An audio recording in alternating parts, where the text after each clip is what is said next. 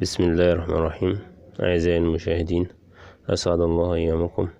النهاردة إن شاء الله هنعرف إزاي نجمع نجفة واحدة واحدة مع بعض، وإزاي نركبها ونثبتها في السقف. انتظرونا بعد الفاصل.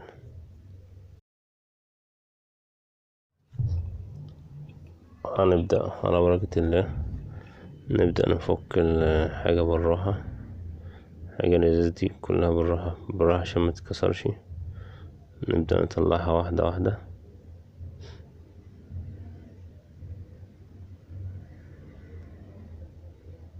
دي الاكسسوار بتاعها اللي بيركب فوق الدوائل. ده كده الدويل. ندخل الدويل من بتاع الإزاز دي،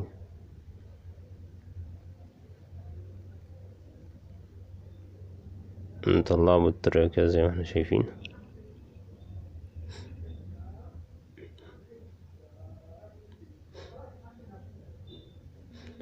وباقي الدويل بيبقى في الاكسسوار ده.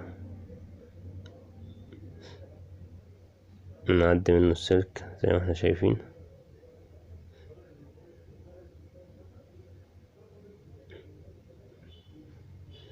وفي ده كده زي طبق بيتحط فوق الدلاية دي.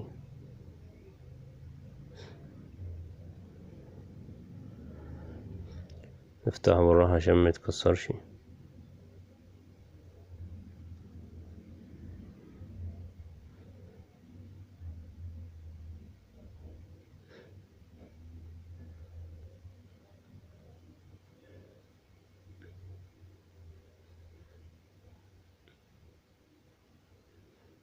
نعديه من السلك.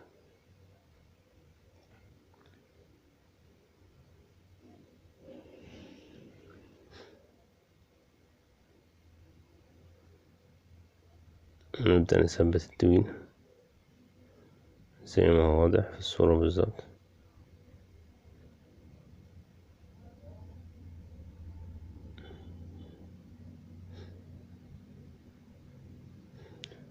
وبعد ما نثبته في بعض نبدأ نربط الصامولة.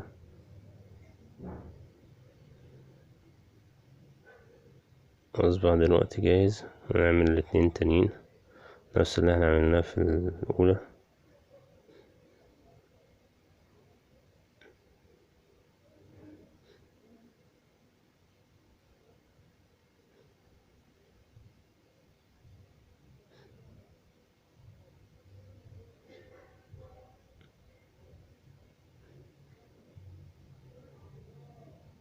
زي ما عملنا في الأولى بالظبط هنعملها،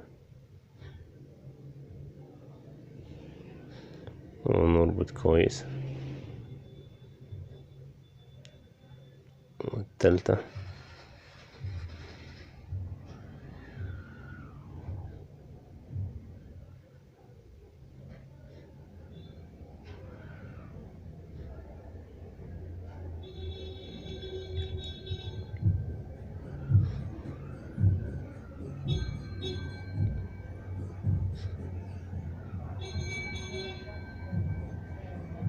يعني ده بيبقى دويل عبارة عن قطعتين، في حاجة زي مشبكية كده بيركبوا في بعض.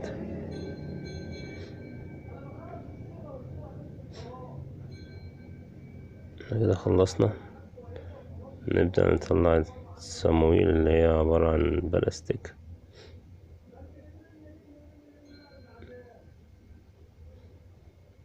نركبها في التيش المفرغ ده اللي هو اللي فوق الدويل، عشان يبقى الحمل نفسه على السلك، ما يبقاش الحمل على الدويل، عشان لو الحمل على الدويل ممكن تقع نجفة.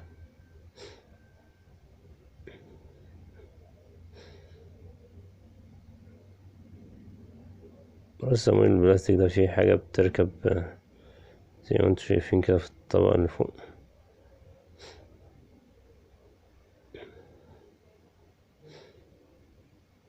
تضرب بنفس الطريقة.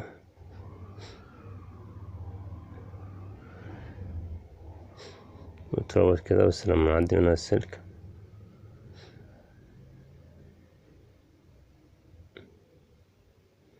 والناحية التانية بتتربط في التيش المفرغ. هي بتبقى عبارة عن قطعتين، قطعة بتربط في التيش وقطعة بتحبك عليها.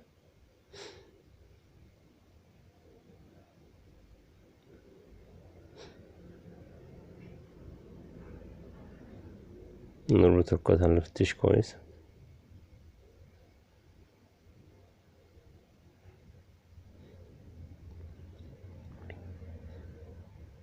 بعد كده نحكمها بالصامولات اللي فوقيها،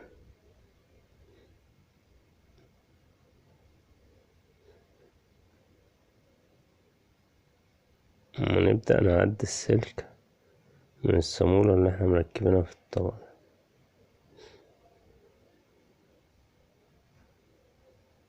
بعد طبعا ما نعدي الجزء اللي على الكوباية دي،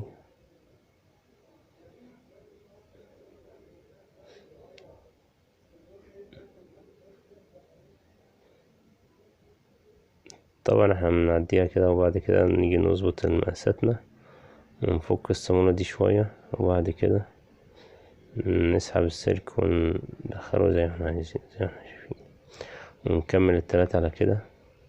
ونبدأ بقى ايه، نبدأ نعلق النجفة. هنبدأ نجيب القطعة اللي زي دي كده في النجفة، نبدأ نخرم لها مخرومين في السقف.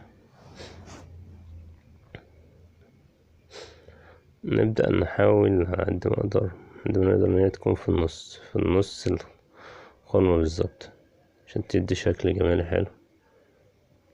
نبدأ نعلم بأي حاجة في ايدينا.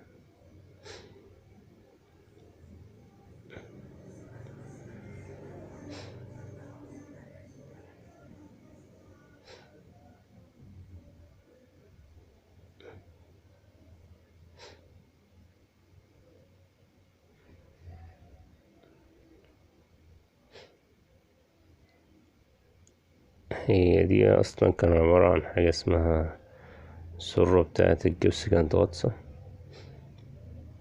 فأنا بأكد بالبتاع بس بالمسمار. بعد كده هنجيب الهيلتي نخرمها.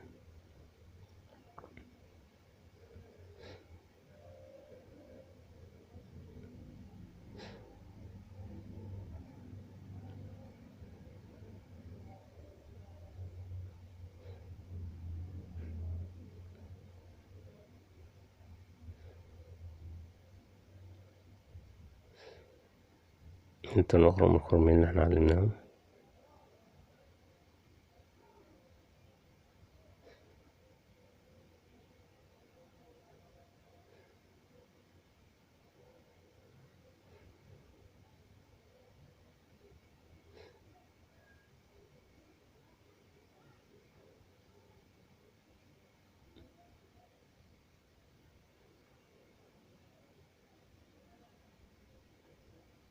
ونجيب فشار وندخله في الإخرام.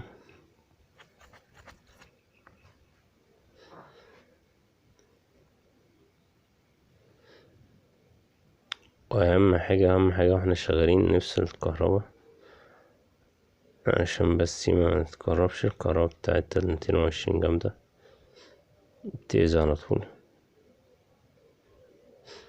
أهم حاجة نأمن نفسنا. وبعد كده بالمسمار هنثبت الجزء ده اللي من النجفة اللي بيثبت في السقف.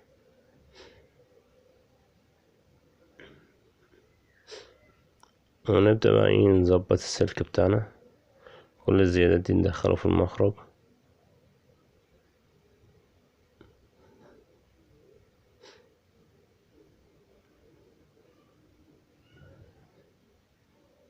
وطبعا النجفة دي على راجعين، فهو في 3 طروف معانا، هيبقى في طرف أرضي وطرفين راجع.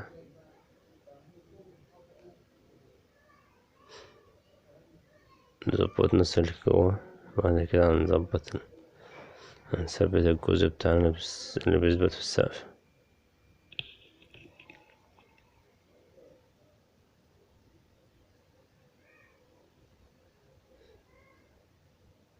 نثبته كويس بالمسمار.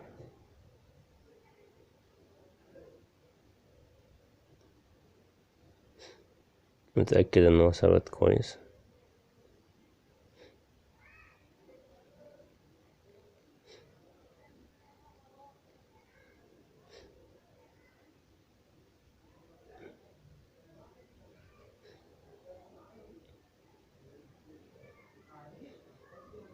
نبدأ نجهز السلك بتاعنا.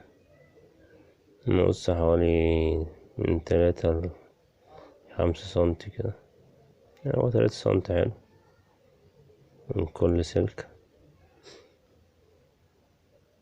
بعد كده هنجمع بقى طرف النجف. هنجمعها ازاي؟ بعد ما خدنا مقاساتنا نبدأ بقى نجمع، وفي كل سلك طالع من دولت، من كل لمبة طالع سلكين. فاحنا هنجمع من كل سلك من السلكين دولت، هنجمع واحد مع بعضه. فكده هنجمع 3 من 3، يبقى 3 دولتي أرضي زي ما انتوا شايفين كده. وبعد كده هنعمل راجعين، نعمل 2 مع بعض وواحد لوحده.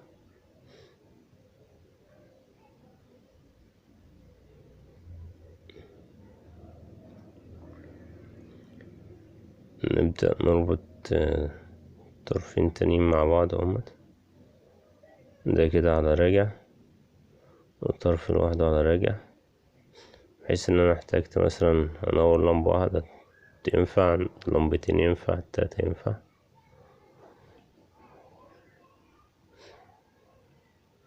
ونربطهم في ال3 أطراف بتوعنا. ال3 اللي متجمعين مع بعض هتوصلهم بالأرضي،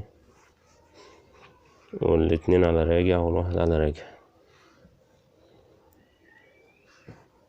اما نظبط الدنيا معانا كده وبعد ما ربطنا وعملنا وظبطنا مقاساتنا، نربط الصامولة اللي في النص دي، هي دي اللي شايلة النجف. ربطتها كويس، نتأكد منها كويس.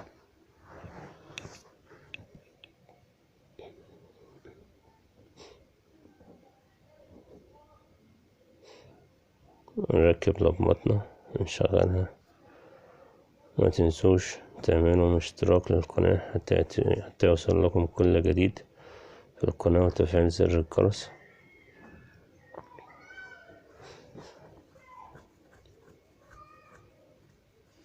ما تنسوش اللايك والشير. حسن بيقول لكم اعملوا لايك فما تزعلوهوش.